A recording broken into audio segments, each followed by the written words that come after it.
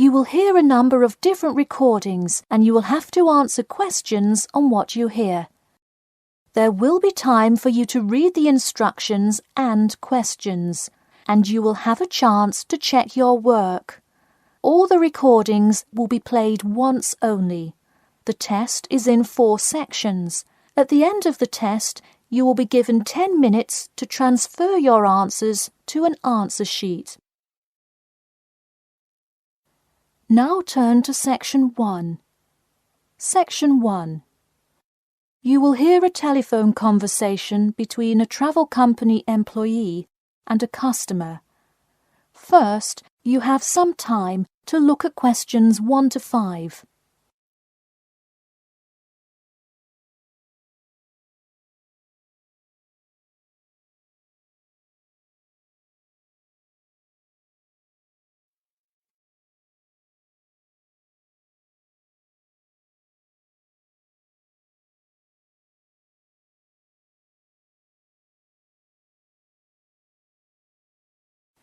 You will see that there is an example which has been done for you. On this occasion only, the conversation relating to this will be played first. Hello? Hi, good morning. This is Talia from Parrot Bay Travel Agency. Is Robert Goddard there? Yes, speaking. The man says that he is Robert Goddard, so Robert Goddard has been written in the space. Now we shall begin. You should answer the questions as you listen, because you will not hear the recording a second time. Listen carefully and answer questions 1 to 5. Hello? Hi, good morning. This is Talia from Parrot Bay Travel Agency. Is Robert Goddard there? Yes, speaking. I'm so sorry that I made such an early phone call, and I'm calling to ask a few questions about your most recent vacation. Could I have 5 minutes of your time? Sure thing. Great, thanks. Now, I see here that you visited Melbourne. Was this your first visit to Melbourne? No, I have actually been there twice before. I see. Now, what would you say was your favourite part about Melbourne? Well, I did like seeing the exotic wildlife, and there are great sights to see, but I have to say I was most impressed by the amazing weather. Yeah, the weather there is amazing.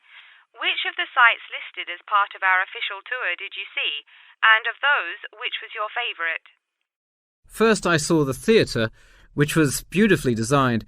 It was not nearly as cool as the town hall, though. The building is a huge part of Melbourne's history. Definitely my favourite. I saw the aquarium too, but wasn't too impressed. I see. Yes, people often have great reviews of Town Hall. Now, I would like to ask you about your dining experience. Did you enjoy the food there? Absolutely, I loved it. I'm glad to hear it. Could you tell me a little bit about what you most enjoyed about the food? Being such an international city, I loved the variety. I could find any type of food I wanted, whether I wanted seafood, burgers, or anything else. You name it, and they had it. Did you drive to Melbourne? No, I flew. I thought about going by train, but in the interest of time, I decided to go by plane. Right, I see. Before you hear the rest of the conversation, you have some time to look at questions 6 to 10.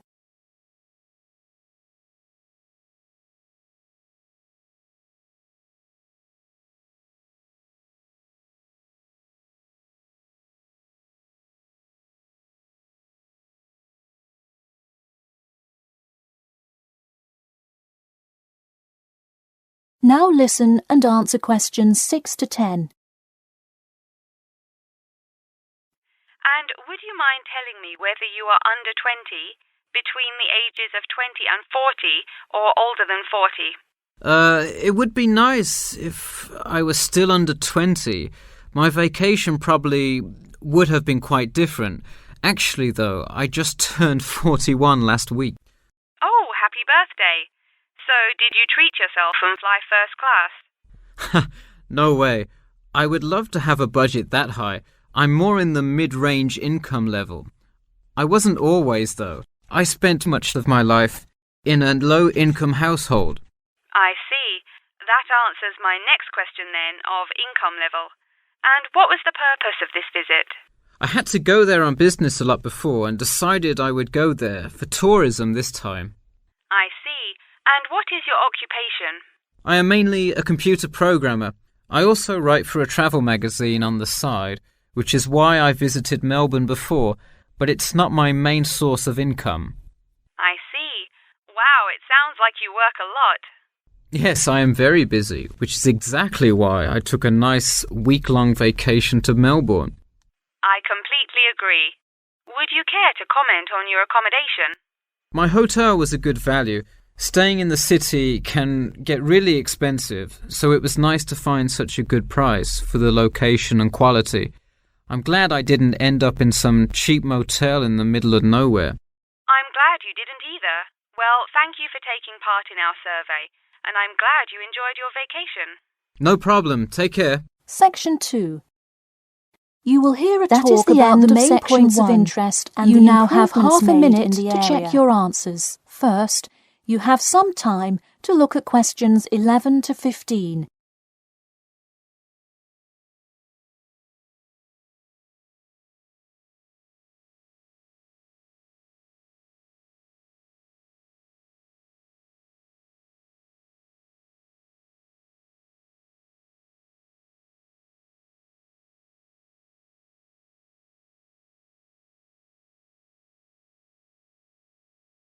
Now turn to section 2.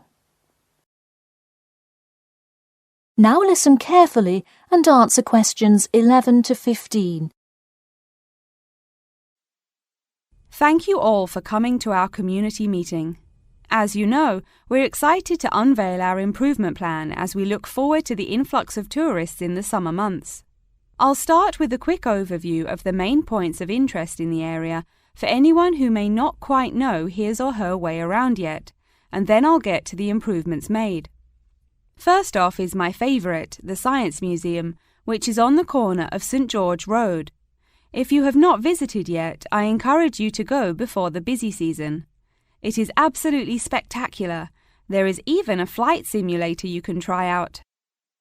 Just west of the Science Museum is the National History Museum. It's a sight not to be missed as well, with each floor devoted to a different era in our nation's history.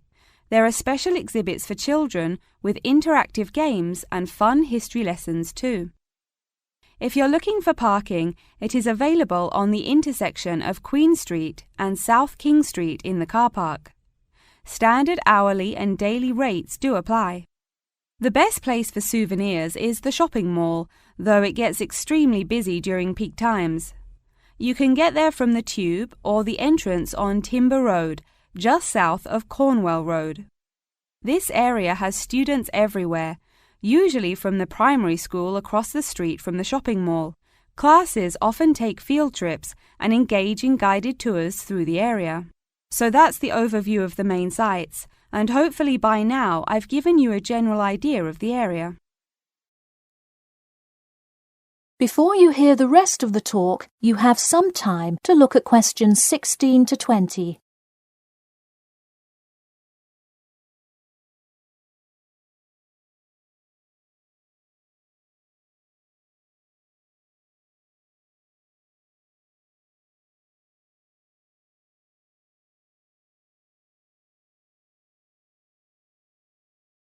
Now listen and answer questions 16 to 20. Now I'm going to outline the improvements we have made in our efforts to make the experience even better for each and every one of our visitors. You probably noticed when you first drove into the car park this morning that there is now additional signage to help avoid confusion. The directions were not entirely clear at first, so we have increased the number of one-way signs indicating the correct direction of traffic flow. Not far from there, in line with our mission of giving back to the community, we constructed a brand new playground for the primary school. It is really something to be excited for. The equipment is state-of-the-art and includes swings, a small climbing wall, and even an obstacle course. Now we'll head north and take a look at the Science Museum.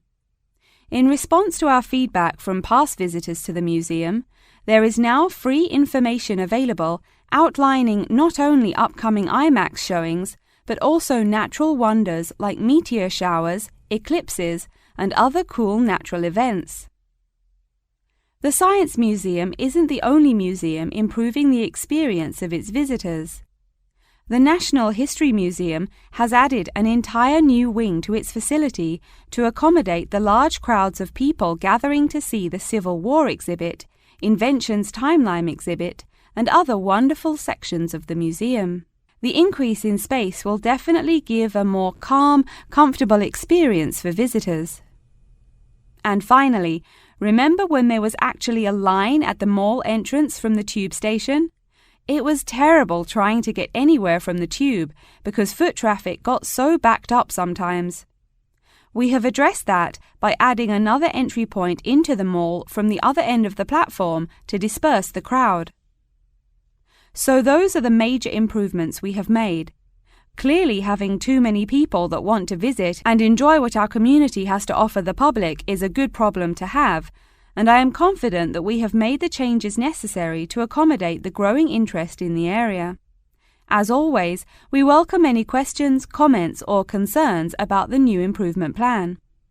In a few minutes, I will open up the floor for questions, but you can also contact me or any other board member by email or through the city website. Thank you for coming, and I now encourage you to stay for the questions and answers panel occurring between now and 10:30. That is the end of Section 2. You now have half a minute to check your answers.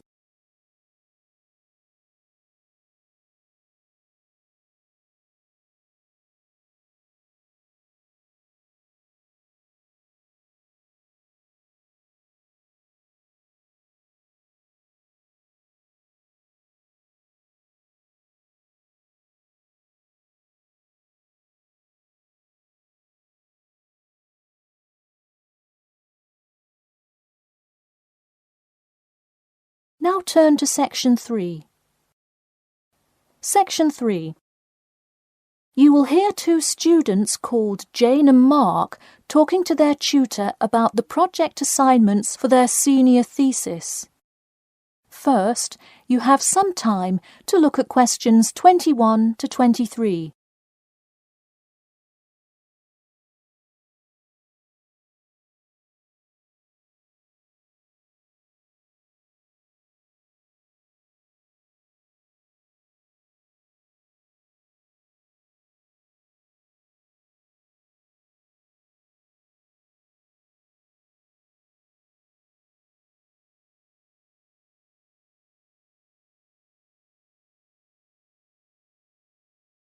Now listen carefully and answer questions 21 to 23.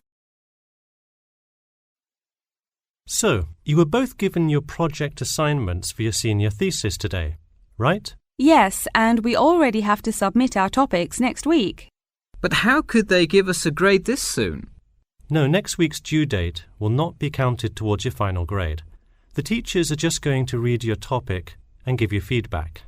Oh, I see. So first we should come up with our topics, and then what? Well, once you know what you want to study, you need to think about how you'll study it. You need to decide on your research methods. The methods will be the main part of your paper.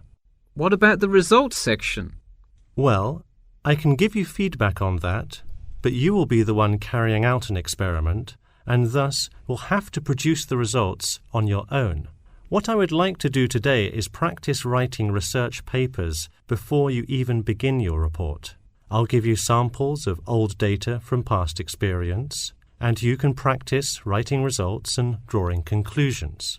I think that would be really helpful. Yeah, it sounds like a lot of extra work, but I'm sure it would make our actual project easier. You're exactly right. So let's get started. First, let's try this simple experiment on fruit flies. Read the information and then take 25 minutes to summarize a results and conclusion section. That's really important. Pay attention to the time limit. Okay, does it still have to be 6,000 words? No, don't worry about that. What if we get off topic? I wouldn't worry too much. You'll have so much information to write about that it should be easy to stay on topic. Before you hear the rest of the talk, you have some time to look at questions 24 to 30.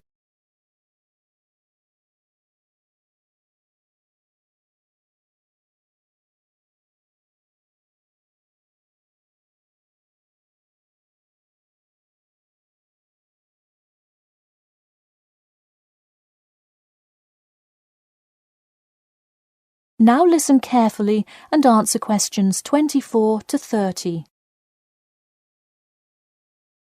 But what about other sources? Well, for this assignment, you can use the one from your textbook. In your actual paper, you should find old experiments that support your topic. So do we need to find different types of sources? For instance, should I be conducting lots of interviews to use in my paper? No, there's no need to conduct lots of interviews or anything like that. OK, I'm ready to get started. I'm still a little confused, though, on how we should format our paper. Don't worry about it for now, but on your final paper, make sure to pay attention to the format. It should follow the guidelines exactly. Oh man, I'm starting to understand why they give us all semester to do this. Are there any other small details like that we should know about? Not a whole lot. Make sure you provide 2 copies. One for your teacher, of course, but one for yourself as well. And of course, you know the due date, right? It's April the 11th, right? What? No, it's May 11th, right? Yes. The due date is May 11. Write it down. Oh, wow, yeah, I need to note it. Also, I'm having trouble finding information on my topic. What if I can't find enough good sources? It's all right to change your topic. Just make sure to do it before the beginning of April. Oh, really? Wow, I'm definitely going to change it then. Just make sure to write a note to your teacher letting him or her know. OK, so getting back to writing this sample paper, where do we start? Should I just explain the experiment and what happened? Well, you need to start with your hypothesis, what you think will happen, and then describe your procedure. Then you can write up the results and your conclusions. Oh boy, I don't know if I can handle any more instructions. That is the end of section 3. You now have half a minute to check your answers.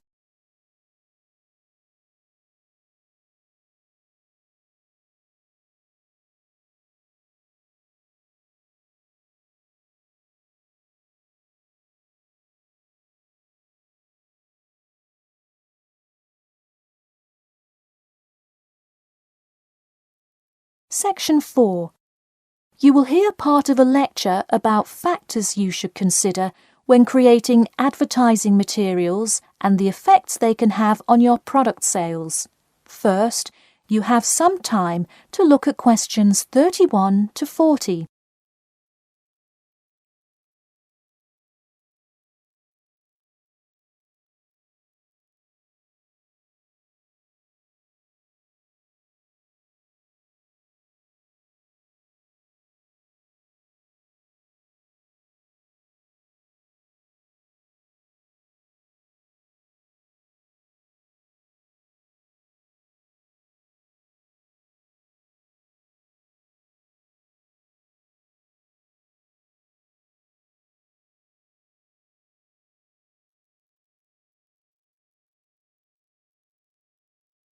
Now listen carefully and answer questions 31 to 40. Hello class, and welcome back to Marketing Strategies. This week I will expand upon last week's lecture by talking about factors you should consider when creating advertising materials and the effects they can have on your product sales. Lesson 1. Limit your advertising to the geographic area of your target market. Though you may have a product that people want in a large area, the distance that customers are willing to travel is a significant factor in their choice of where to purchase that product. Take this example. If you're really hungry and decide you want a burrito, Would you choose the restaurant that is a block from your apartment, or the one that is just as good, or even slightly better, across town? Of course, you'd pick the closer restaurant. Next, there's the method of communication to your target market. How do you decide among radio ads, TV commercials, flyers, or even word of mouth? While we often think of the visual presentation of ads, there's much more to advertising than the look. Studies show that consumers are much more likely to remember advertising slogans if there's also a sound plate. Did you know that your sense of smell is closely linked with memory? Think about Mandy's candy store up the road. Every time you walk past it, you can just smell the chocolate, right? I bet you can almost smell it now. Just mentioning the name brings about the smell memory and, in turn, a chocolate craving. What better way to sell chocolate bars? Obviously, sometimes appealing to the senses isn't the most practical way to advertise. For example, it's a good idea to come up with a marketing strategy that adapts to the product, especially digital products. The flexibility of this kind of products is extremely important, so it's very common for advertisers to form one single layout for all of their ads, the visual, the medium, even the majority of the content, and simply update the ad each time they come out with a new version. Remember, advertising is all about stirring up the right feeling in your potential customers, whether by stimulating the senses, appealing to the intellect, and so on. Once the customer experiences the ad, the important thing is his or her reaction. Someone could love the ad you made, but unless he or she considers buying the product, you've failed to get the reaction you were looking for.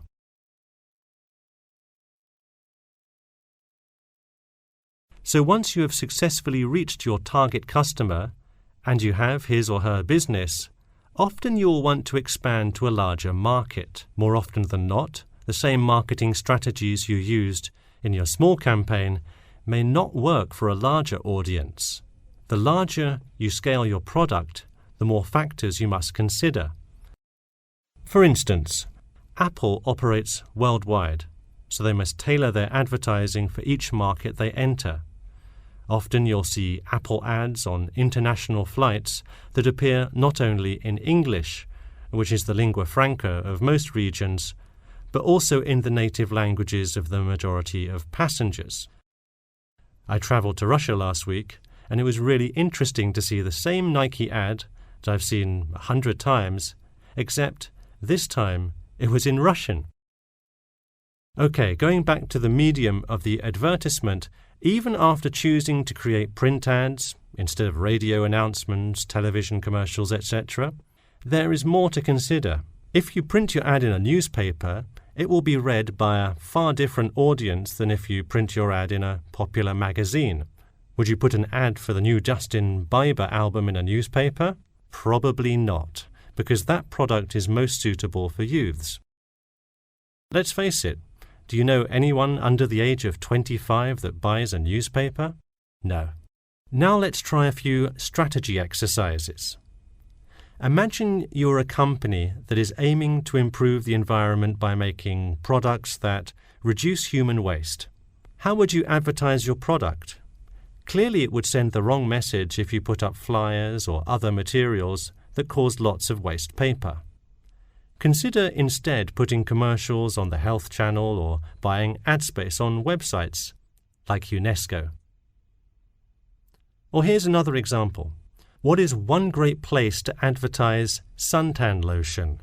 How about a swimming pool? It has the exact group of people that need the product. All right, one last thing. Let's say you're filming a commercial for a water filter pitcher. What would be good scenery to use for the background? Think about somewhere calm and relaxing with clean, fresh water. Can't you see how much more effective a commercial with the beautiful scenery and flowing rivers of a national park would be than, say, water dripping from a tap?